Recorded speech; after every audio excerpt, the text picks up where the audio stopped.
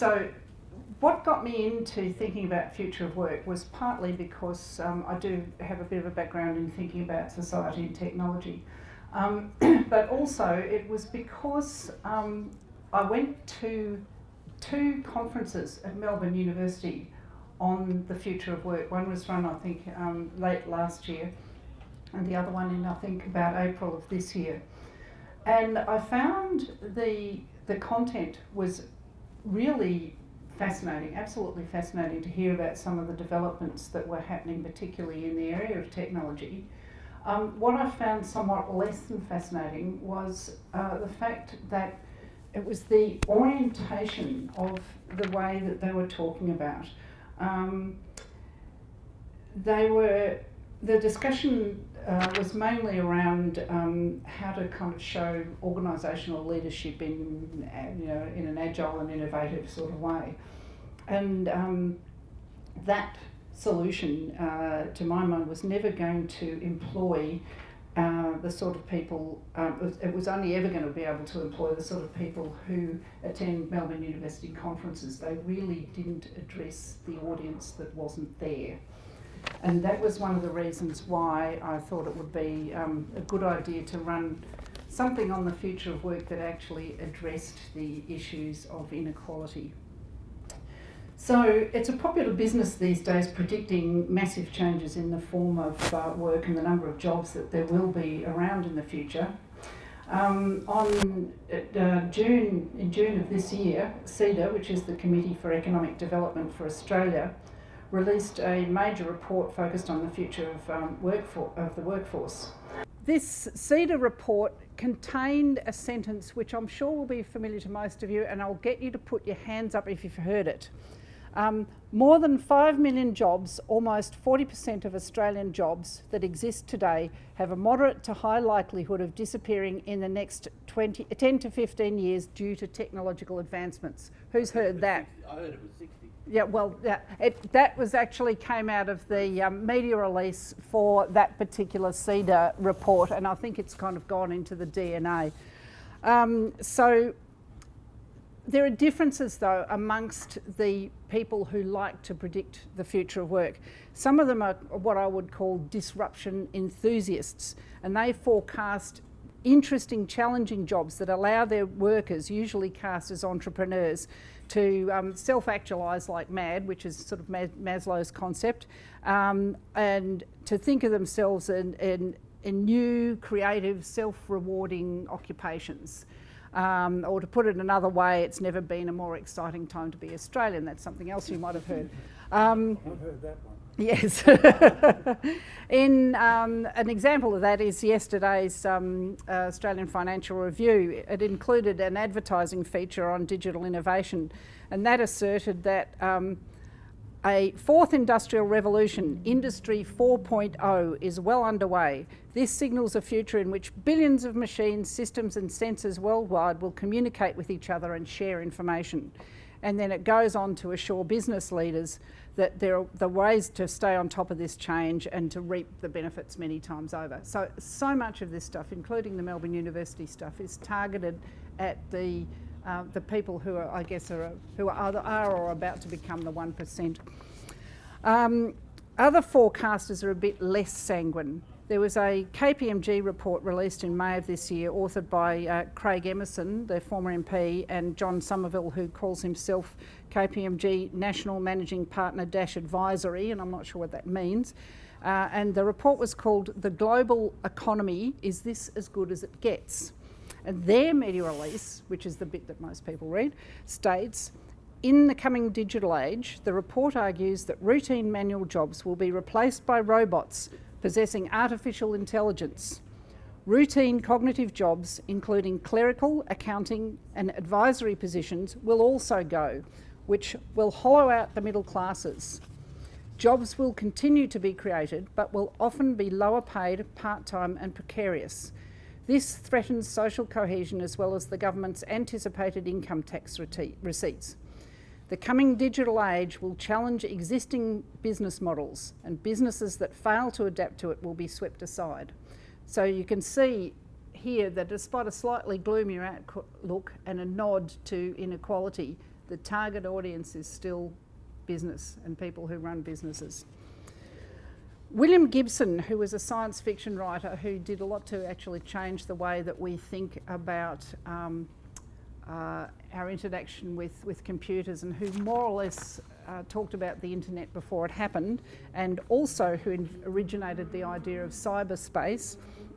He had a fairly dystopian idea of the effect of mixing humans with technology, and he summed up the problem of this kind of thinking when he said, and you may have heard this before too, the future is here, it's just not evenly distributed.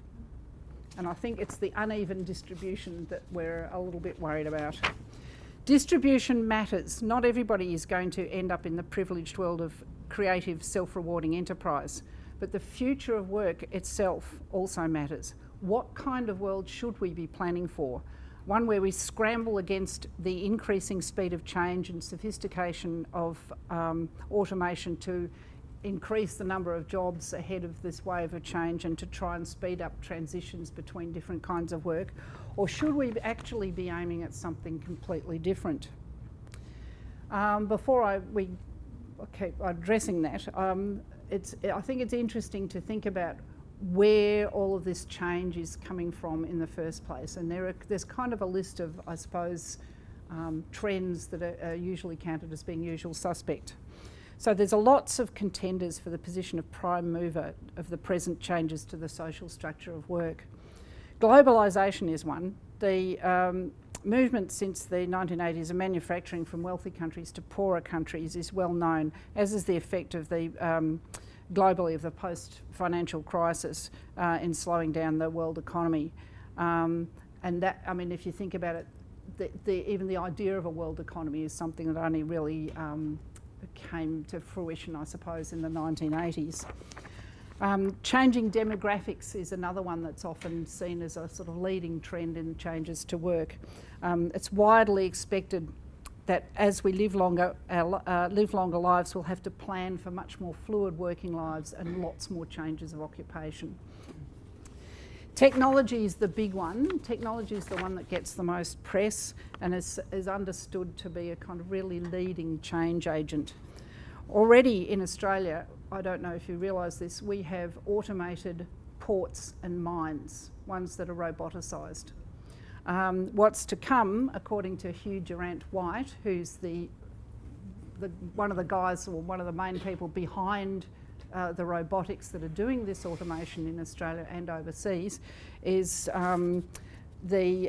automated farming done by farmers sitting well away from their farms behind computer screens just running the robotics. Robotics, and in particular artificial intelligence, already has and will continue to displace the current jobs and work as we know it. As a further example, in the US, up to 3.5 million drivers and 5.2 million additional personnel who work directly within the industry of truck driving are predicted to be out of work with the introduction of driverless trucks. If you compound that with by adding those people whose restaurants and motels service truck drivers, and everybody else who acts in a service industry that around the work of truck drivers, that makes over 10 million workers in America whose incomes depend on truck drivers. It's not just trucks. We can extrapolate that development to many current jobs. So the pattern that is emerging is that there are really 4 different kinds of jobs. The jobs which escape automation, there's 2 kinds of jobs that escape automation. They're non-routine and creative. These are the high status jobs found in management and professional occupations, the sort of jobs that the people at Melbourne University and in those reports were talking about, these creatives and people who are taking leadership positions. At the other end of the scale, the jobs that can't be automated are non-routine and manual jobs, ones that combine the two, both being non-routine and being manual. And those are the jobs of service workers and carers. These are the kinds of jobs that robots can't do because they're social context dependent and they require the sort of dexterity that robots and computers can't master yet. Well, I do say yet, though I'm sure it's coming. And they're generally low status jobs. And when people talk about the hollowing out of the middle in terms of technology, that's the sort of hollowing out that they're talking about. The jobs which are disappearing in this hollowing out are routine manual jobs, which we all know about, the car factories which have been roboticised, and the mines and ports and soon to come farms that I've just been talking about. Those are routine manual jobs that have now gone to machine jobs. But the other jobs which are disappearing, which I think are more of a surprise, are routine cognitive jobs. And routine cognitive jobs are the sorts of jobs that quite possibly a lot of people in this room may do, or may be a component of their work. Here's some examples. These are just the ones I know about. There might be other ones. In teaching for some years now, at our university teaching, there has been automated essay marking technology. It was actually, I think, started by Hewlett-Packard in a competition. And that technology, the automated essay marking technology, has now reached a level of sophistication where it compares favourably if you match it against a human marker. They come to much the same conclusions. Legal work is actually hit quite a lot, surprising amount, by this automation of routine cognitive work. Legal discovery process, lawyers amongst you would know what that is. It's kind of a literature search, as I understand it, to understand the background to a case. That's been sufficiently automated that it's now actually having an impact on entry-level jobs into the legal profession. The trend is spreading further through the legal profession in that it's now possible to have divorces, landlord-tenant disputes and other routine legal conflicts. They're now being settled by automated dispute resolution tools. Some of them apparently sound like a human, you can talk to them, but they are actually an algorithm. Financial advice is undergoing the same automation revolution with the introduction of Robo advisors, that's what they're called, that use algorithms to suggest automated investment portfolios based on customers' goals and attitudes to risk. Does this include fraud? I don't know. I haven't. I'm not a legal advisor, so I don't know. But clearly, what's happening is the penetration of automation, and particularly artificial intelligence, is working its way up the ladder of things that we regard as human capabilities and difficult things to do. So what makes this industrial revolution different from those that have gone beforehand? And there are a lot of people who go, oh, every time we've improved technology, the jobs have followed. I'm personally not so sure that's going to happen this time for a couple of reasons. Artificial intelligence and the pace of change are the two things that for me are significantly different about this industrial revolution. To become an expert for a human requires about 10,000 hours of experience, okay? And that's a well documented, there's lots of literature and expertise about that. A machine, however, can be reprogrammed as expert in a few days or hours with each advance in information and programming. But what's even more important is machine learning. Now it's increasingly common for a machine to be able to teach itself. The sort of standout kind of moment of that occurred earlier this year in, I think it was about March of this year, when the Google AlphaGo program won 4-1 games of Go against the South Korean Go Grandmaster Lee Se-dol in March of this year. And it did it by working out moves that it hadn't been programmed for. So how can humans compete with the speed of learning of which computers are increasingly capable?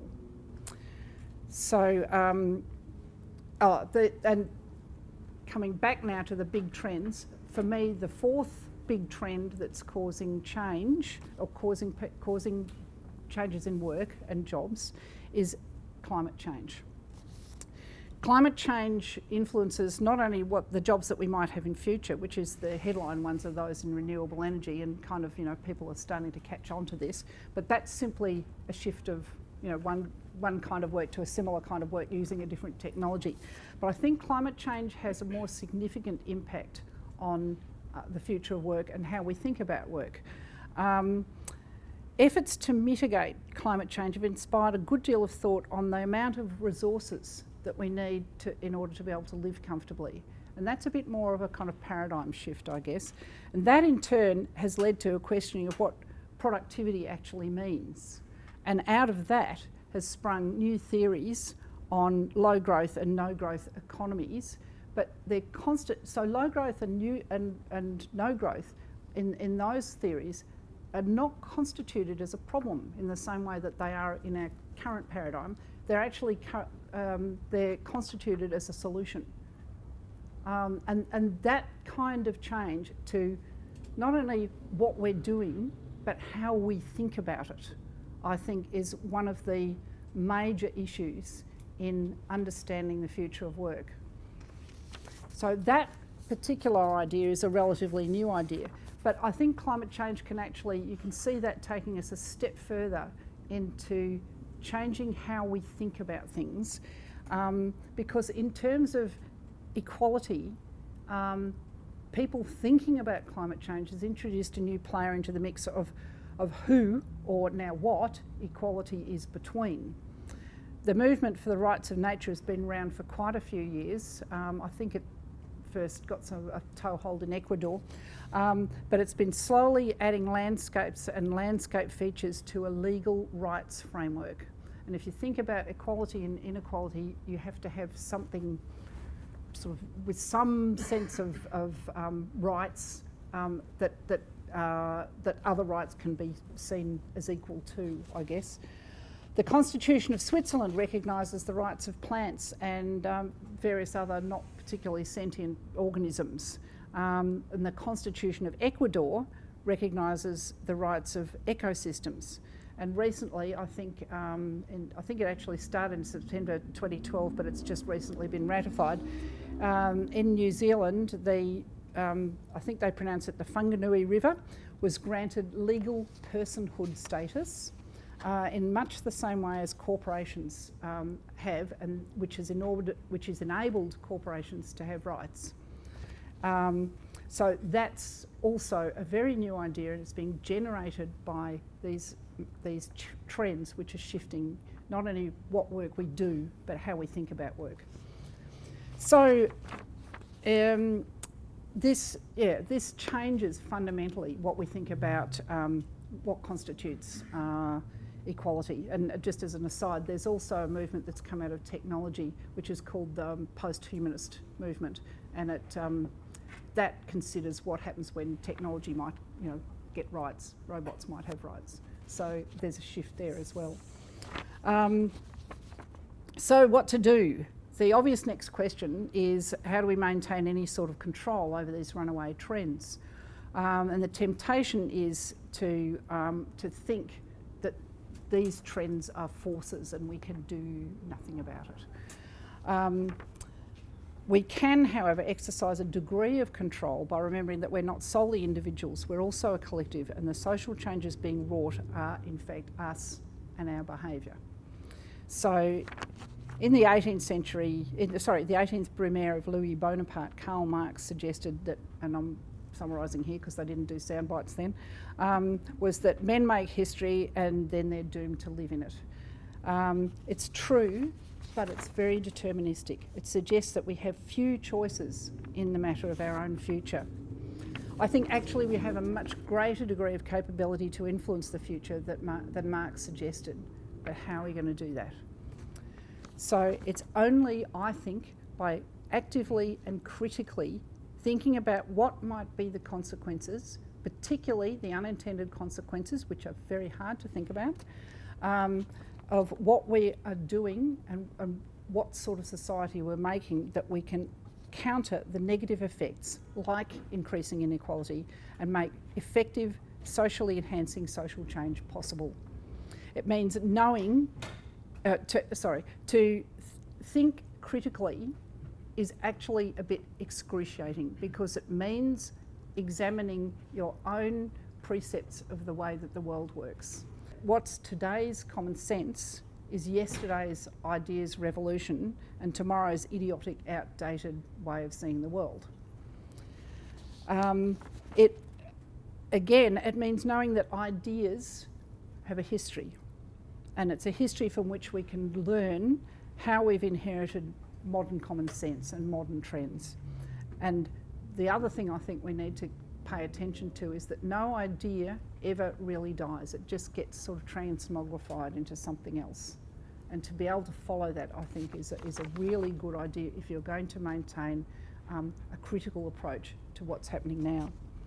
So the first step in adopting that kind of critical approach is to decide what the problem is, not what the solution is.